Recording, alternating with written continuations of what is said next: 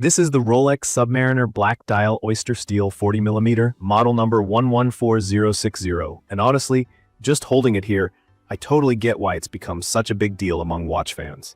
What you see right away is that classic shape, that distinctive round case in stainless steel, the black ceramic bezel with bold numerals, the Oyster bracelet.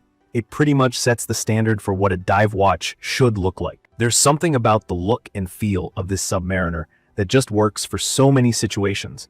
From everyday jeans to a suit, to even those weekends I want to take it a little easy and just enjoy a chill day out. In my opinion, this is really a watch that needs no introduction.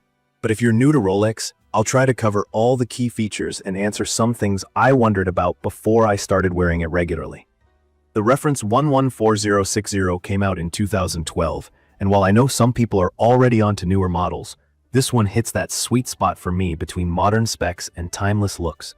The case is 40mm across, which for my wrist, and honestly for most average-sized wrists, gives a really balanced and wearable feel.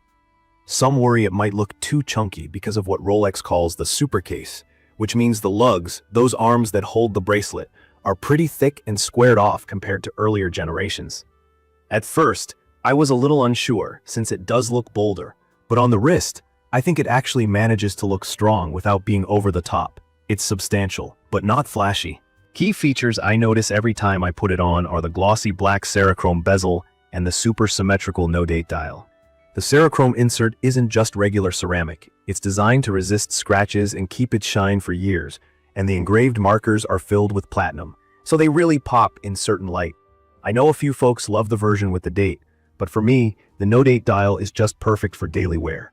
It keeps the face clean, balanced, and totally recognizable. You've got those big white hour markers filled with Chromalight, Rolex's special glow-in-the-dark lume, so anytime I check the watch in the dark, it's super bright and easy to read.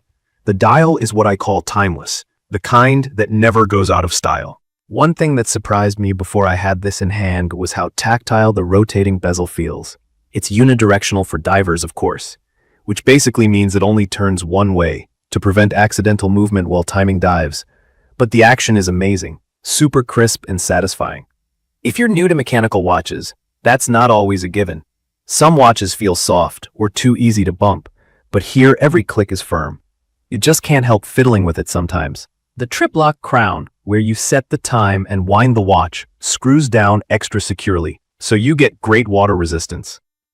I've never felt worried about wearing it when I'm near water or even just washing my hands.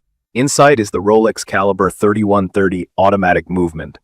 From my experience, it's been as accurate as advertised, hovering around +1 or +2 seconds a day. To put this in perspective, that's honestly more precise than most people will ever need. The movement has features like a parachrome hairspring, which keeps things stable even if you drop the watch or experience some magnetic fields. The power reserve is about 48 hours. Sometimes I do wish it was 60, just so I didn't have to think about winding it after not wearing it for a weekend.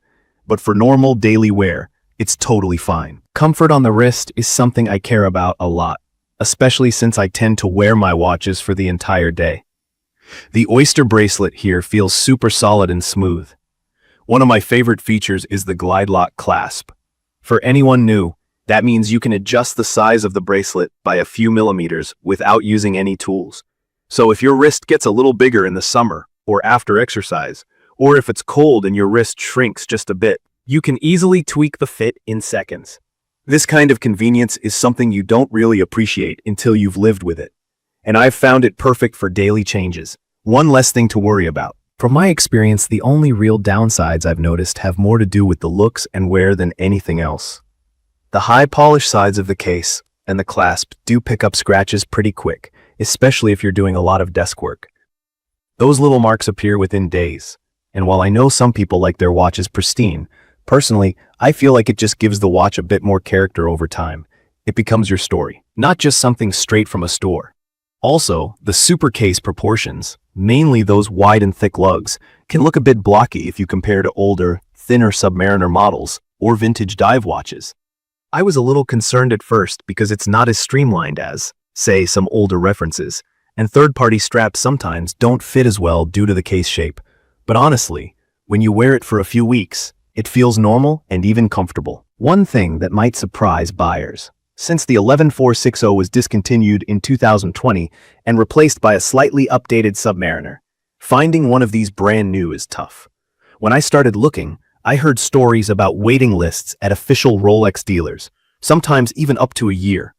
A lot of people, like me, end up checking the secondary market or going through authorized resellers. That's something to consider, because it does make this model feel a bit special. You've got a classic watch with a bit of scarcity, so if you get one and wear it, it feels like a bit of a win. This Submariner is rated to 300 meters water resistance. I don't dive, but from my experience with it at the pool or spending the day by the water, it feels totally robust. After a quick rinse under the tap, it looks basically new again. That really matches what I want in a daily watch. Strong enough for any accidental knocks or exposure, but also subtle and understated enough I don't feel out of place wearing it at work or to a nice dinner.